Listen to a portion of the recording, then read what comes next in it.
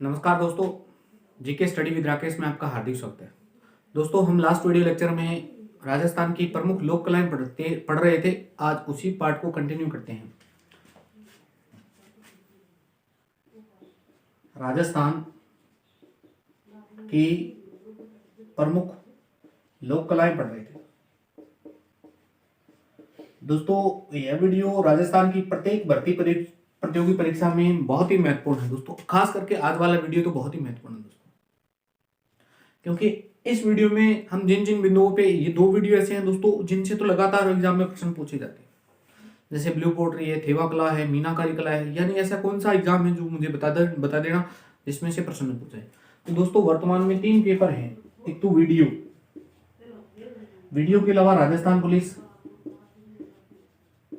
हालांकि राजस्थान पुलिस की तो संभावित डेट है, लेकिन वीडियो की तो डेट आ चुकी है दोस्तों। और आपका एक तो आरपीएससी फर्स्ट ग्रेड है दोस्तों, और सेकंड ग्रेड। तो दोस्तों, 4 एग्जाम को दृष्टिकोण में, यानी 4 एग्जाम को ध्यान में रखते हुए यह मैं वीडियो बना रहा हूं दोस्तों। आपका कोई सा भी एग्जाम हो दोस्तों, यानी मैं वीडियो ऐसे बना रहा हूं दोस्तों, चाहे आप कोई सी भी एग्जाम में पढ़ें, किसी से कोई मतलब नहीं है। राजस्थान के एग्जाम में अगर ये चैप्टर लगता है तो दी बेस्ट चैप्टर पढ़ा दिया दोस्तों मैंने। यानी इससे लगभग मेरा मानना यही है कि सवाल बाहर नहीं मिलेगा दोस्तों। अगर बाहर जाता है, कई बार रिक्वायरमेंट एजेंसियां बाहर ले जाती है, तो फिर तो वो किसी से नहीं होने वाला दोस्तों। तो आइए दोस्तों, स्टार्ट करते हैं राजस्थान की प्रमुख लोक कलाएं। तो हमने फड़ कला के बारे में तो वीडियो में चर्चा कर ली थी। आगे की कलाओं के बारे में पढ़ते हैं दोस्तों।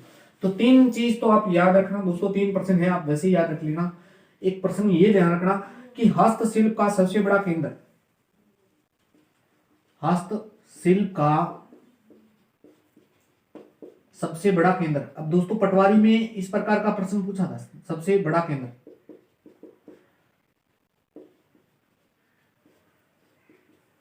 यानी जो अधीनस्थ बोर्ड में प्रश्न पेपर हुआ था ना दोस्तों, 23 तारीख का शाम की शिफ्ट में, उसमें इस प्रकार का एक प्रश्न पूछा हुआ था।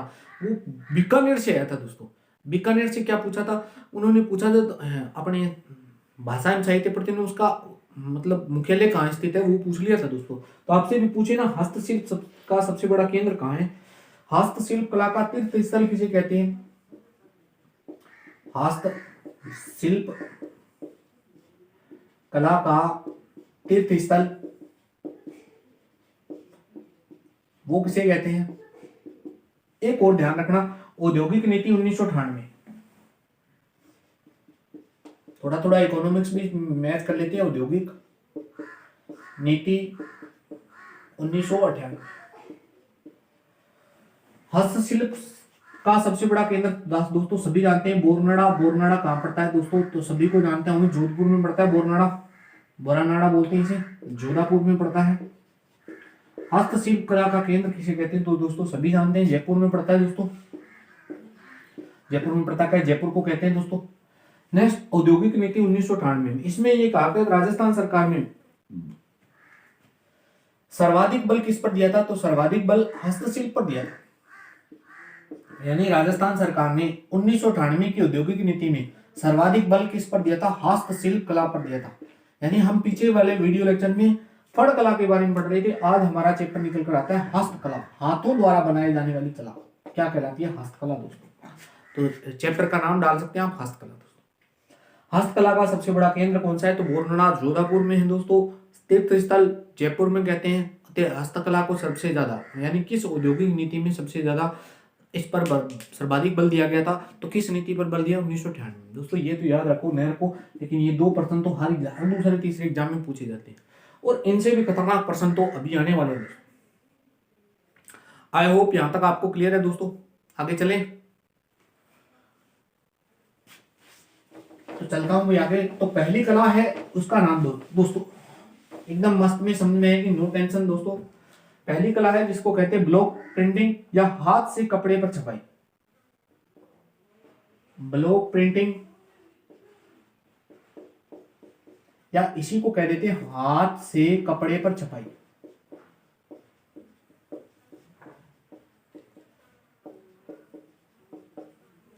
इसके बारे में पढ़ेंगे दोस्तों। तो ये पहली बात, तो हाथ से कपड़े पर छपाई की जाती है, हाथ से कपड़े पर जो छपाई करते हैं उसे क्या नाम देते हैं दोस्तों? तो इसे कहते हैं ब्लॉक प्रिंटिंग। अब ध्यान रखना दोस्तों, एक है ब्लैक प्रिंटिंग, एक है ब्लॉक। ब्लैक ब्लैक प्रिंटिंग अलग है, ब्लैक प्रिंटिंग तो कोटा की फेमस है। वो क्या होती है अभी चर्चा करेंगे दोस्तों। इसके जो भी कलाकार होते हैं ना, यानी इसके कलाकार कहलाते हैं छिंपे। नेक्स्ट, सांगानेर जयपुर। सांगानेर सांगानेर कहां पड़ता है? जयपुर में पड़ता है दोस्तों। जयपुर के नामदेव छिंपे बहुत प्रसिद्ध है। नामदेव छिंपे प्रसिद्ध है। बाड़मेर का खत्री परिवार, बाड़मेर का खत्री परिवार इस कला में निपुण है, कला में निपुण है दोस्तों। और क्या याद रखेंगे दोस्तों? इसका प्रमुख केंद्र, आपसे ये सवाल पूछा जाता है दोस्तों। ये प्रश्न दोस्तों बहुत टफ एग्जामों में पूछे जाते हैं। आरपीएससी फर्स्ट ग्रेड जैसे एग्जामों में ये इस प्रकार के प्रश्न पूछ लिए जाते हैं।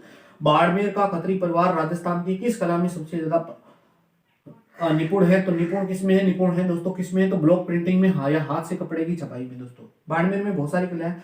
इसके प्रमुख केंद्र बहुत है दोस्तों, बस याद रख लेना जयपुर है। ये क्रम से लिख रहा हूँ। जयपुर के बाद में कौन सा प्रसिद्ध है? चित्तौड़गढ़, बाड़मेर, जोधपुर, चित्तौड़, बाड़मेर, जोधपुर। बस ये ध्यान रखना दोस्तों, जयपुर ज्यादा प्रसिद्ध है इसका। बस ये दो चीजें याद रखना दोस्तों। तो किसी कपड़े पर हाथे से छपाई होती है, यानी कपड़े पर हाथे से छपाई,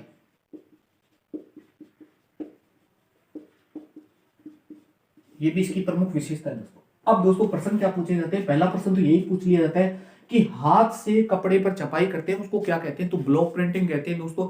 ब्लॉक प्रिंटिंग कहीं विशेष प्रसिद्ध नहीं है दोस्तों। इसके लिए एक तो बाड़मेर का खत्री परिवार बहुत प्रसिद्ध है, और नामदेव छिंपे ना दोस्तों, नामदेव छिंपे जयपुर सांगानेर वाले, वो बहुत प्रसिद्ध है। बस दो ही तीन ही चीजें याद रख लेना, इससे ज्यादा सवाल इससे नहीं पूछा जाता। ब्लॉक प्रिंटिंग के उदाहरण बता रहा हूं दोस्तों। ब्लॉक प्रिंटिंग में आगे बहुत सारी प्रिंटिंग्स है, इसी में निकल कर आती है दोस्तों काशीदकारी। बहुत सारी प्रिंटिंग्स निकल कर आएगी, जिसमें एक आता है काशीदकारी। काशीदकारी, अब काशीदकारी क्या होती है दोस्तों? काशीदकारी क्या होती है? तो किसी कपड़े पर धागों के द्वारा डिजाइन बनाना, किसी कपड़े पर धागों के द्वारा डिजाइन बनाना दोस्तों। ओढ़नी होती है ना, ओढ़नी में डिजाइन इस प्रकार के बनाए जाते हैं। अब बड़ा तक केवड़ा है। नेक्स्ट, अदरक प्रिंट, बस वेरी वेरी इंपॉर्टेंट दोस्तों।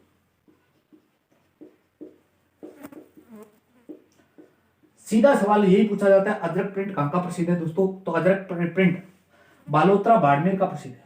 दो चीज पूछी जाएगी आपसे। आपसे एक तो प्रसिद्ध पूछ लेगा प्रसिद्ध कहां का है दोस्तों। एक इसमें एक बार ही पूछा हुआ, आज तक कभी भी नहीं पूछा। रंग कौन सा प्रयोग होता है? तो ये प्रसिद्ध कहां का है? तो ये बालोतरा का प्रसिद्ध है, बालोतरा। ये तो ऐसा कोई एग्जाम नहीं होगा दोस्तों राजस्थान में जिसमें ये प्रश्न नहीं पूछा गया हो कि अदरक प्रिंट कहां का प्रसिद्ध है? तो बालोतरा बाड़मेर का। नीले और लाल रंग का प्रयोग होता है, नीले और लाल रंग का प्रयोग होता है दोस्तों इसमें। Next, Malir print. बहुत सारे प्रिंट निकल कर आएंगे। मलीर प्रिंट भी कहां का प्रसिद्ध है दोस्तों? तो ये बाड़मेर का है। बस दो दो चीजें याद रखनी है दोस्तों, बस रंग इसमें मत याद रखना दोस्तों। अदरक प्रिंट कहां का प्रसिद्ध है? बाड़मेर का। मलीर प्रिंट कहां का प्रसिद्ध है? बाड़मेर का। इसमें कौन सा रंग प्रयोग होता है दोस्तों? कत्थक रंग। कत्थक एक ऐसा रंग होता है, कत्थकई, वह काले रंग का प्रयोग होता है। कत्थई और काले रंग, दो रंग प्रयोग होते हैं। ये इतना इंपॉर्टेंट नहीं है, तो बस इतना ही ध्यान रखना। मलीर प्रिंट का संबंध कहां से है? तो बाड़मेर में। और बहुत सारी कला, आगे नाम लिखता हूं दोस्तों। अदरक प्रिंट बाड़मेर का हो गया, मलीर प्रिंट हो गया दोस्तों। मलीर प्रिंट के अलावा और कौन कौन से प्रिंट है? जाजम व डाबू प्रिंट, जाजम या इसी को कहते दाबू। इसके अलावा सांगानेरी, सांगानेरी प्रिंट है दोस्तों। सांगानेरी कहां का प्रसिद्ध है? बताने की जरूरत नहीं दोस्तों। अब्रक, अब्रक का भी एक प्रिंट है दोस्तों। चलो पहले जाजम पर बात करता हूं, जाजम या दाबू प्रिंट। दोस्तों जाजम या दाबू प्रिंट अकोला का प्रसिद्ध है। बस ये प्रश्न अब की बात के किसी एग्जाम में टपका दोस्तों। अकोला कहां पड़ता है? तो दोस्तों ध्यान रखना, चित्तौड़गढ़ में पड़ता है। अब दोस्तों जाजम प्रिंट है ना, ये अकोला चित्तौड़गढ़ में पड़ता है। और ये दाबू प्रिंट, ये अकोला है ना, जिस स्थान जिस नदी के किनारे पड़ता है उस नदी का नाम है बेड़च। बस ये ध्यान रख लेना। हरी व लाल रंग का प्रयोग किया जाता है दोस्तों इसमें। सांगानेरी प्रिंट, दोस्तों सांगानेरी प्रिंट सांगानेर में होता है। सांगानेर जयपुर में पड़ता है दोस्तों। रंग कौन सा प्रयोग किया जाता है दोस्तों? बस वेरी वेरी इंपॉर्टेंट यही है दोस्तों, हिरमिच रंग का प्रयोग किया जाता है। हिरमिच, हिरमिच का मतलब प्राकृतिक रंगों का, जिसके लिए पढ़ने दोस्तों बस यही है, प्रवर्तक। इसके प्रवर्तक पूछे जाएंगे तो मुन्नालाल गोयल, ये अभी हाल फिलहाल के पता नहीं किसी एग्जाम में पूछा था दोस्तों। मुन्नालाल गोयल का संबंध किससे है? तो मुन्नालाल गोयल का सांगानेरी प्रिंट से संबंधित है। अबरख या बोडल छपाई के, अबरख या बोडल छपाई, ये ध्यान रखना दोस्तों। बस सिंगल लाइन में बेलवाड़ा की प्रसिद्ध है। एक लाइन, एक और चीज याद रख लेना, बगरू प्रिंट, बगरू की ओढ़नी बहुत प्रसिद्ध है दोस्तों, बगरू प्रिंट। अब ये है कहां पे? तो बगरू जयपुर में ही पड़ता है दोस्तों, बगरू जयपुर में। दोस्तों 4 प्रिंट तो इसमें ऐसे हैं जो हर एग्जाम में पूछे हैं। एक तो अजरक प्रिंट, मलेर प्रिंट, दोनों बाड़मेर से है। अजरक का तो स्थान पूछ लिया जाता है कहां से है, तो दोस्तों ध्यान रखना अजरक का बालोतरा बाड़मेर में। जाजम प्रिंट या दाबू प्रिंट, दोस्तों ध्यान रखना जाजम और दाबू प्रिंट कहां का प्रसिद्ध है? अकोला चित्तौड़गढ़ का प्रसिद्ध है दोस्तों, बेड़च नदी के किनारे ही पड़ता है दोस्तों। हालांकि ये नदियों में थोड़ा बहुत ज्यादा डीप बता दिया मैंने, इतना नहीं पूछा जाता, फिर भी मैंने सभी एग्जाम के लिए दृष्टिकोण में ध्यान में रखते हुए बता दिया। आई होप ये इतने सारे प्रिंट आपको क्लियर होंगे दोस्तों, मजे से समझ में आ रहा है। अच्छे से नोट्स बनाना दोस्तों, और आपने पीछे वाले वीडियो नहीं देखे हैं दोस्तों तो सारे वीडियो कंटिन्यूस देखना, अच्छे से नोट्स बना लेना दोस्तों। इसके अलावा वेरी वेरी इंपॉर्टेंट दोस्तों, जिस प्रिंट का नाम है उसका नाम है ब्लू पोट्री। ब्लू ये अलग है दोस्तों, ब्लू पोट्री का मतलब होता है मिट्टी की कला। पोट्री बहुत प्रकार की होती है दोस्तों, पोट्री कला ही अपने आप में कला है दोस्तों। पोट्री का संबंध होता है मिट्टी बनाने, यानी मिट्टी से बर्तन बनाने की कला। अलग अलग, हालांकि आरएस मेंस में होता तो मैं आपको बताता इसमें पोट्री की परिभाषा क्या होती है, ये सब मेंस की बातें होती है, लेकिन आपको ये ध्यान रखना पोट्री का मतलब होता है मिट्टी से। ब्लैक पोट्री सीधा नाम आएगा, black blue pottery, black pottery. अब देखो दोस्तों, एक बार एग्जामिनर ने प्रश्न, अब देखो ब्लैक पोट्री, पोट्री का मैंने बता दिया मिट्टी बनाने की कला है दोस्तों। प्रश्न सुनना दोस्तों, ये प्रश्न जेल पर में पूछा था दोस्तों, सभी का गलत हो गया। एग्जामिनर दिमाग कैसे साइकोलॉजी हैक कर लेता दोस्तों हमारी। अब दोस्तों हमने आज तक यही पढ़ा, ब्लू पोट्री कहां की प्रसिद्ध है, ब्लैक पोट्री कहां की प्रसिद्ध है। इस ब्लैक काला होता है, काला से कैसे कोटा बनेगा, आसानी से याद हो जाएगी, टेंशन लेने की जरूरत नहीं दोस्तों। प्रश्न ये पूछा था नीले रंग के मृद भांड राजस्थान में कहां के प्रसिद्ध है, तो नीले रंग के मृद भांड कहां के प्रसिद्ध है दोस्तों? ब्लू पोट्री जयपुर की प्रसिद्ध है। और ये बहुत लोगों ने उत्तर गलत करिए, कुछ लोग तो कह रहे थे प्रश्न निकट में तो पहली बार सुनिए, पहली बार कौन सुने। ब्लू का मतलब नीला होता है, पोट्री का मतलब मिट्टी के बने बर्तन। तो दोस्तों ये भी इस प्रकार का भी प्रश्न आता है। ब्लू पोट्री है क्या? तो चीनी के बर्तनों पर, चीनी के बर्तनों पर नीले रंग की, नीले व हरे आदि रंगों का चित्रण करना। नीले या कह सकते हैं हरे या ईटीसी आदि रंगों का प्रयोग।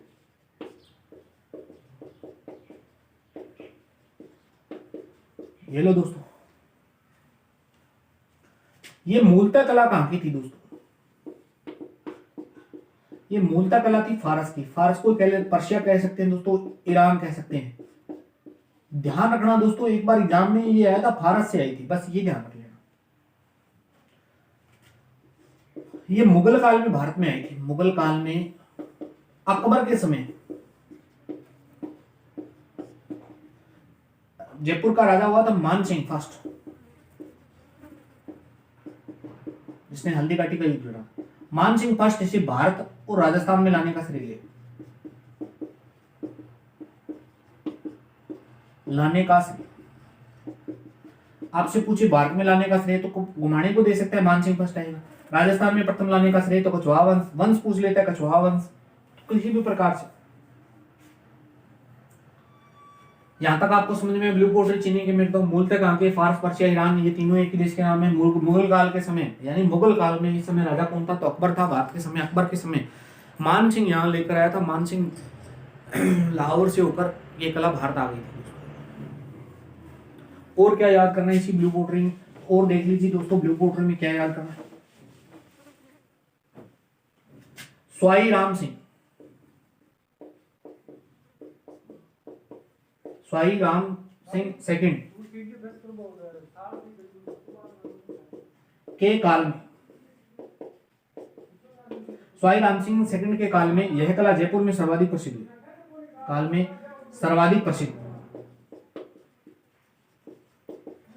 यानी इसको प्रसिद्धि जो मिली थी ना वो किसके काल में मिली, तो स्वाई राम सिंह के काल में मिली थी। इसका जनक किसे कहते हैं, तो जिसको इसका जनक कहते हैं कृपाल सिंह शेखावत। बस वेरी वेरी मोस्ट इंपोर्टेंट, कृपाल सिंह शेखावत।